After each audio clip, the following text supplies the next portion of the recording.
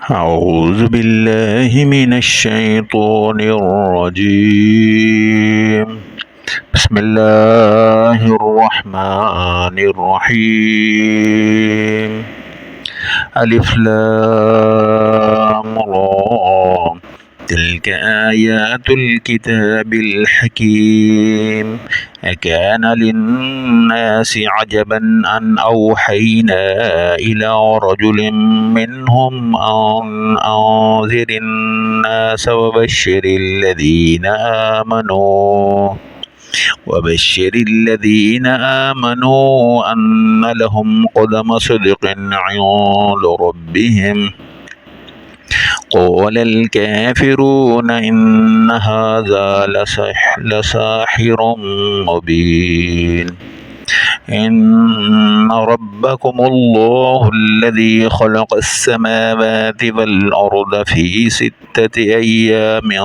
ثم استوى على العرش يدبر الأمر ما من شفيع إلا من بعد إذنه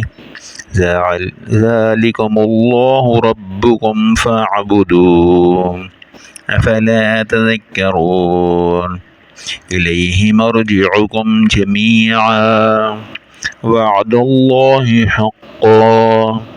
إنه يبدأ الخلق ثم يعيده ليجزي الذين آمنوا وعملوا الصالحات بالقسط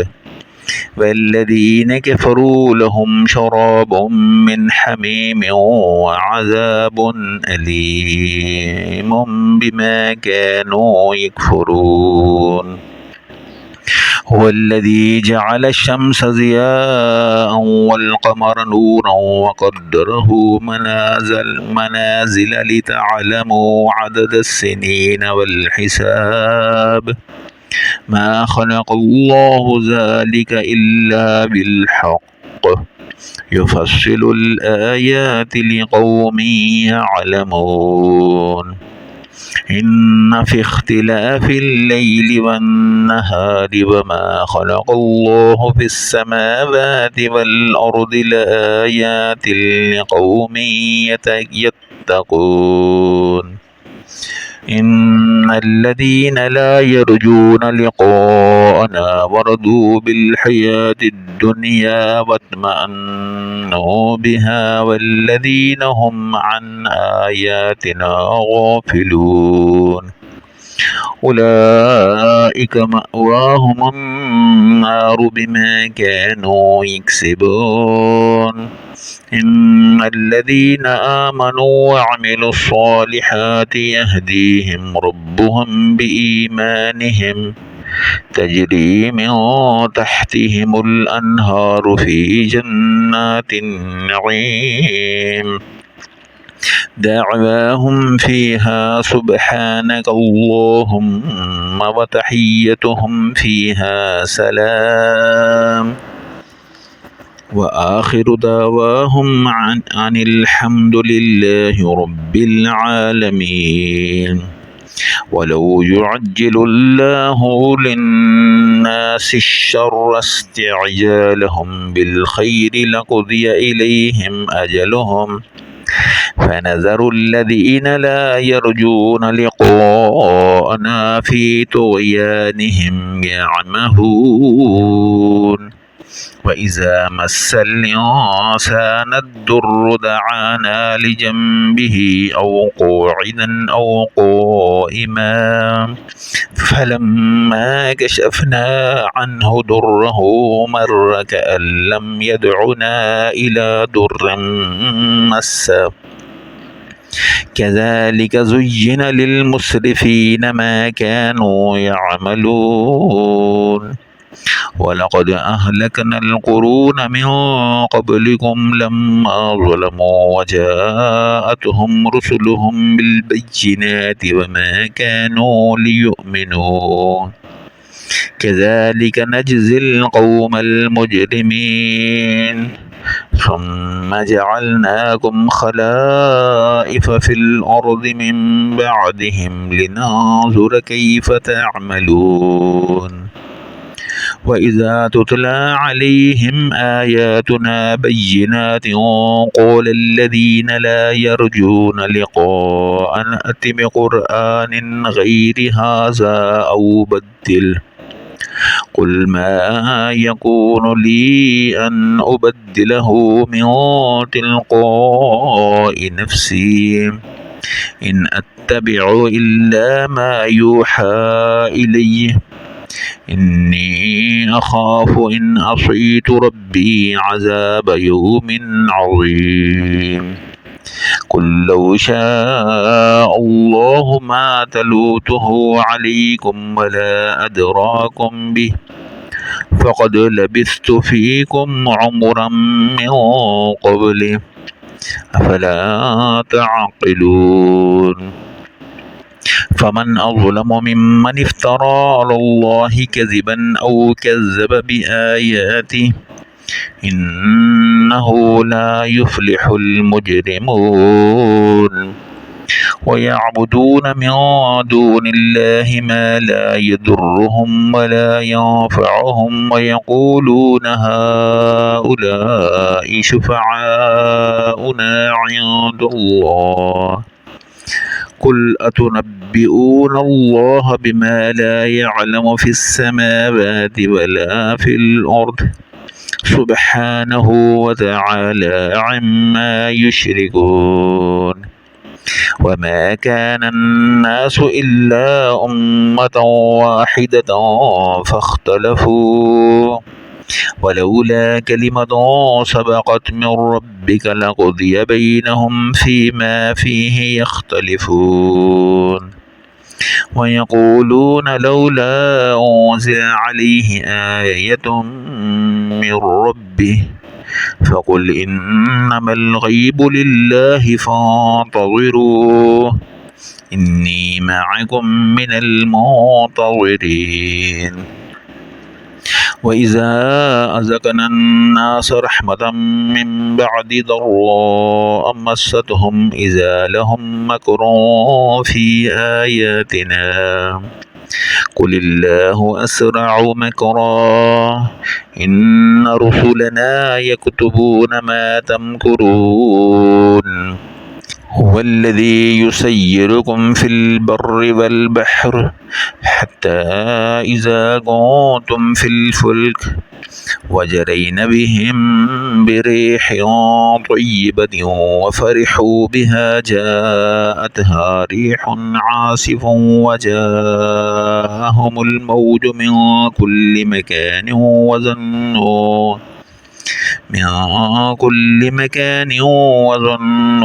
أنهم أحيط بهم دعوا الله مخلصين له الدين لئن أنجيتنا من هذه لنكونن من الشاكرين فلما أنجاهم إذا هم يبغون في الأرض بغير الحق يا أيها الناس إنما بغيكم على أنفسكم متاع الحياة الدنيا ثم إلينا مرجعكم فننبئكم بما كنتم تعملون إنما مثل الحياة الدنيا كماء إن أنزلناه من السماء فاختلط به نبات الأرض مما يأكل الناس والأنعام حتى إذا أخذت الأرض زخرفها وزينت وظن أهلها أنهم قادرون عليها أتاها أمرنا ليلا أو نهارا فجعلناها حصيدا كأن لم تغن بالأمس كذلك نفصل الآيات لقوم يتفكرون والله يدعو إلى دار السلام ويهدي من يشاء إلى صراط مستقيم للذين أحسنوا الحسنى وزيادة ولا يرهق وجوههم قتر ولا ذلة أولئك أصحاب الجنة هم فيها خالدون والذين كسبوا السيئات جزاء سيئة بمثلها وترهقهم ذلة ما لهم من الله من عاصم كأنما أغشيت وجوههم قطعا من الليل مظلما أولئك أصحاب النار هم فيها خالدون ويوم نحشرهم جميعا ثم نقول للذين أشركوا مكانكم أنتم وشركاؤكم فزيلنا بينهم وقال شركاؤهم ما كنتم إيانا تعبدون فكفى بالله شهيدا بيننا وبينكم إن كنا عن عبادتكم لغافلين هنالك تبلو كل نفس ما أسلفت وردوا إلى الله مولاهم الحق وضل عنهم ما كانوا يفترون قل من يرزقكم من السماء والأرض أم من يملك السمع والأبصار ومن يخرج الحي من الميت ويخرج الميت من الحي ومن يدبر الأمر فسيقولون الله فقل أفلا تتقون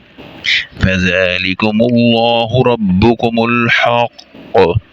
فماذا بعد الحق إلا الضلال فأنى تصرفون كذلك حقت كلمة ربك على الذين فسقوا أنهم لا يؤمنون قل هل من شركائكم من يبدأ الخلق ثم يعيده قل الله يبدأ الخلق ثم يعيده فأنى تؤفكون قل هل من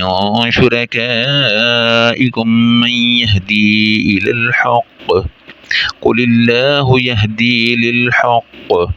أفمن يهدي إلى الحق أحق أن يتبع عمن لا يهدي إلا أن يهدى فما لكم كيف تحكمون وما يتبع أكثرهم إلا ظنا إن الظن لا يغني من الحق شيئا إن الله عليم بما يفعلون وما كان هذا القرآن أن يفترى من دون الله ولكن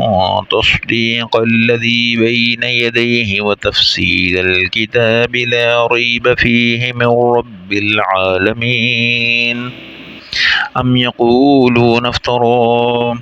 قل فأتوا بسورة مثله وادعوا من استطعتم من دون الله إن كنتم صادقين بل كذبوا بما لم يحيطوا بعلمه ولما يأتهم تأويله كذلك كذب الذين من قبلهم فانظر كيف كان عاقبة الظالمين ومنهم من يؤمن به ومنهم من لا يؤمن به وربك أعلم بالمفسدين وإن كذبوك فقل لي عملي ولكم عملكم أنتم بريئون مما أعمل وأنا بريء مما تعملون ومنهم من يستمعون إليك أفأنت تسمع الصم ولو كانوا لا يعقلون ومنهم من ينظر إليك أفأنت تهدي العمي ولو كانوا لا يبصرون إن الله لا يظلم الناس شيئا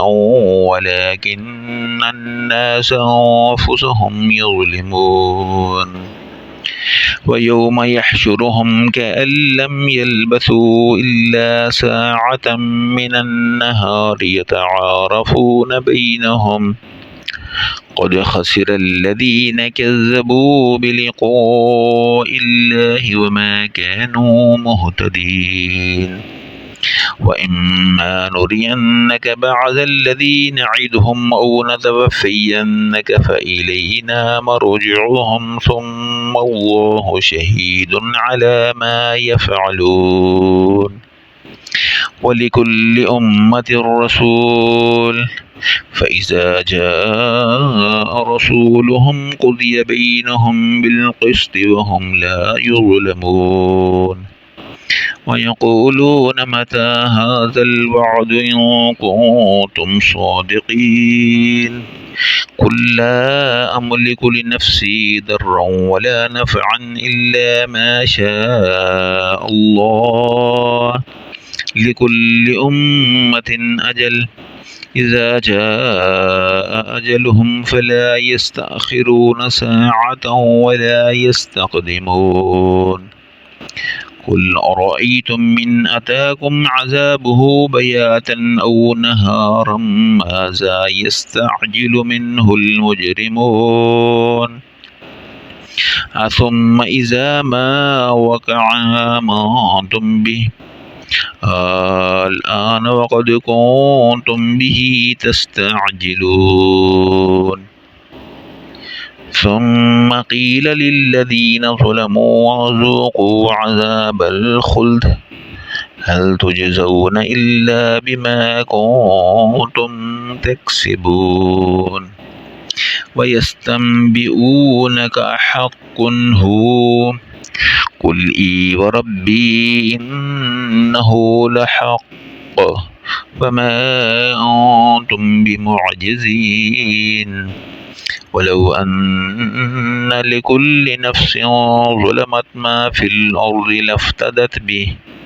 وأسروا الندامة لما رأوا العذاب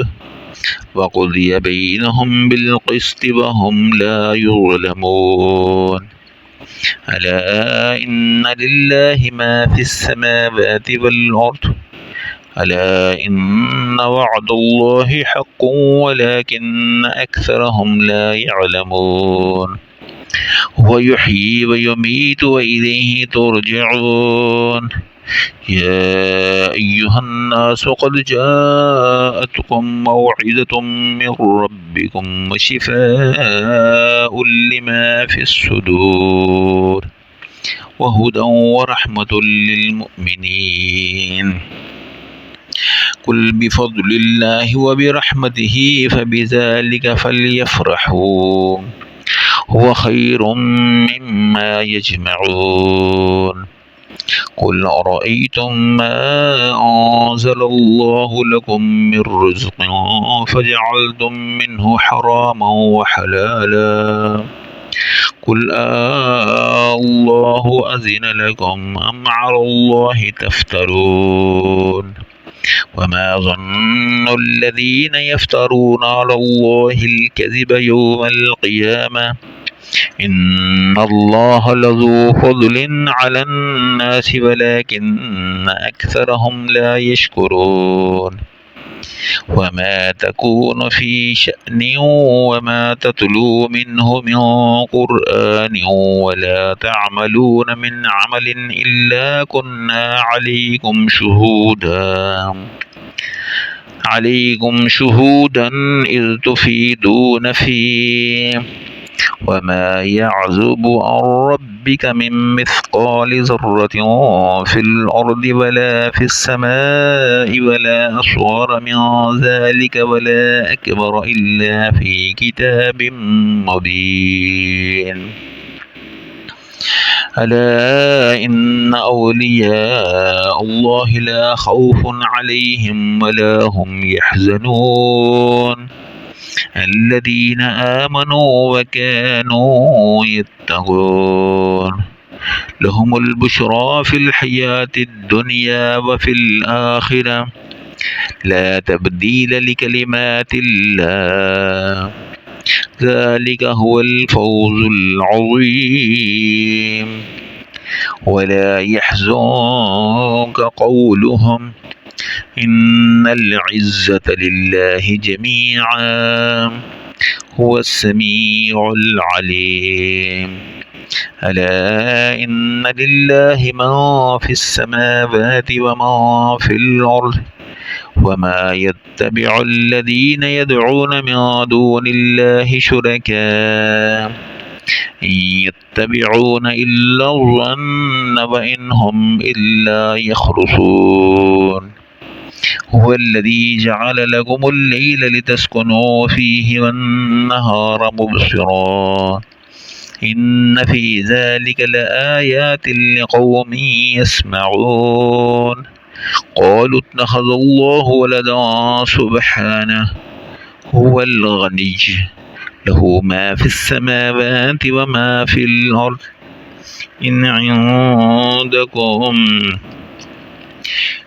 إن عندكم من سلطان بهذا أتقولون على الله ما لا تعلمون قل إن الذين يفترون على الله الكذب لا يفلحون متاع في الدنيا ثم إلينا مرجعهم ثم نذيقهم العذاب الشديد بما كانوا يكفرون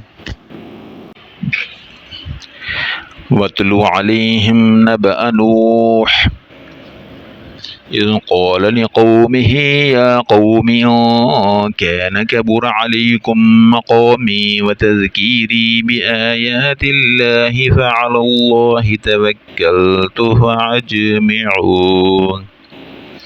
توكلت فأجمعوا أمركم وشركاءكم ثم لا يكن أمركم عليكم غمة ثم اقضوا إلي ولا تنظرون فإن توليتم فما سألتكم من أجر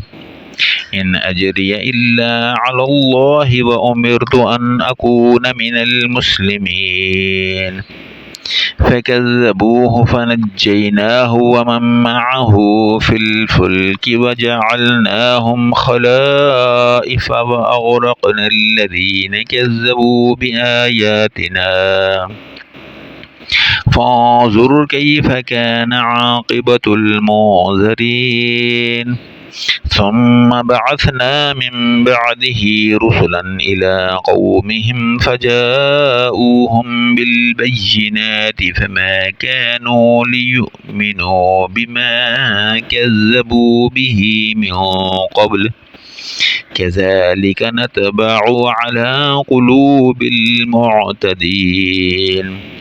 ثم بعثنا من بعدهم موسى وهارون إلى فرعون وملئه بآياتنا فاستكبروا وكانوا قوما مجرمين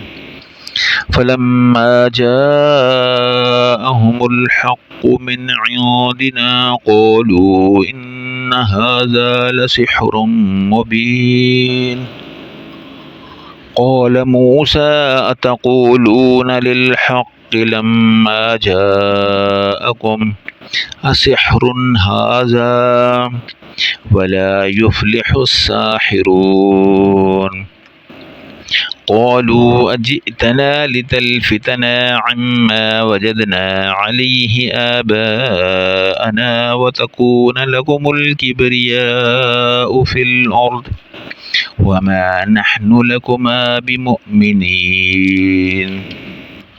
وقال فرعون ائتوني بكل ساحر عليم فلما جاء السحرة قال لهم موسى ألقوا ما أنتم ملقون فلما ألقوا قال موسى ما جئتم به السحر إن الله سيبطله إن الله لا يصلح عمل المفسدين ويحق الله الحق بكلماته ولو كره المجرمون فما آمن لموسى إلا ذرية من قومه على خوف من فرعون وملئهم أن يفتنهم وإن فرعون لعال في الأرض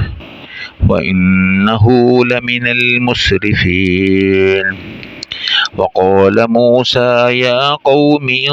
كنتم آمنتم بالله فعليه توكلوا إن كنتم مسلمين فقالوا على الله توكلنا ربنا لا تجعلنا فتنة للقوم الظالمين ونجنا برحمتك من القوم الكافرين وأوحينا إلى موسى وأخيه أن تبوأ لقومكما بمصر بيوتا واجعلوا بيوتكم قبلة وأقيموا الصلاة وبشر المؤمنين وقال موسى ربنا إنك آتيت فرعون وملأه زينة وأموالا في الحياة الدنيا ربنا ليضلوا عن سبيلك ربنا اطمس على أموالهم واشدد على قلوبهم فلا يؤمنوا حتى يروا العذاب الأليم قال قد أجيبت دعوتكما فاستقيما ولا تتبعان سبيل الذين لا يعلمون وجاوزنا ببني إسرائيل البحر فأتبعهم فرعون وجنوده بغيا وعدوا حتى إذا أدركه الغرق قال آمنت أنه لا إله إلا الذي آمنت به بنو إسرائيل وأنا من المسلمين الآن وقد عصيت قبل وكنت من المفسدين فاليوم ننجيك ببدنك لتكون لمن خلفك آية وإن كثيرا من الناس عن آياتنا لغافلون ولقد بوأنا بني إسرائيل مبوأ صدق ورزقناهم من الطيبات فما اختلفوا حتى جاءهم العلم إن ربك يقضي بينهم يوم القيامة فيما كانوا فيه يختلفون فإن كنت في شك مما أنزلنا إليك فاسأل الذين يقرؤون الكتاب من قبلك لقد جاءك الحق من ربك فلا تكونن من الممترين ولا تكونن من الذين كذبوا بآيات الله فتكون من الخاسرين إن الذين حقت عليهم كلمة ربك لا يؤمنون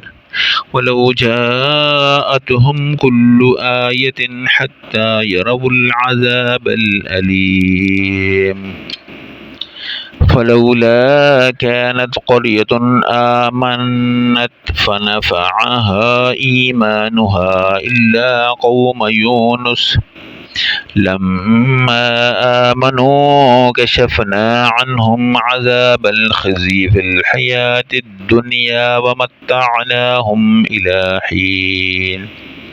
ولو شاء ربك لآمن من في الأرض كلهم جميعا أفأنت تكره الناس حتى يكونوا مؤمنين وما كان لنفس أن تؤمن إلا بإذن الله ويجعل الرجس على الذين لا يعقلون قل انظروا ماذا في السماوات والأرض وما تغني الآيات والنذر عن قوم لا يؤمنون فهل ينتظرون إلا مثل أيام الذين خلوا من قبلهم قل فانتظروا إني معكم من المنتظرين ثم ننجي رسلنا والذين آمنوا كذلك حقا علينا ننجي المؤمنين قل يا أيها الناس إن كنتم في شك من ديني فلا أعبد الذين تعبدون من دون الله ولكن أعبد الله الذي يتوفاكم وأمرت أن أكون من المؤمنين وأن أقم وجهك للدين حنيفا ولا تكونن من المشركين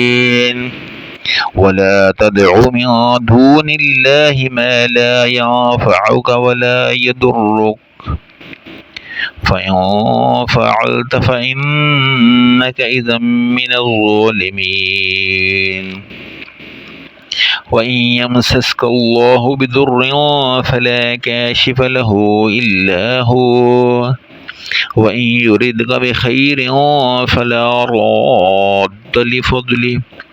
يصيب به من يشاء من عباده وهو الغفور الرحيم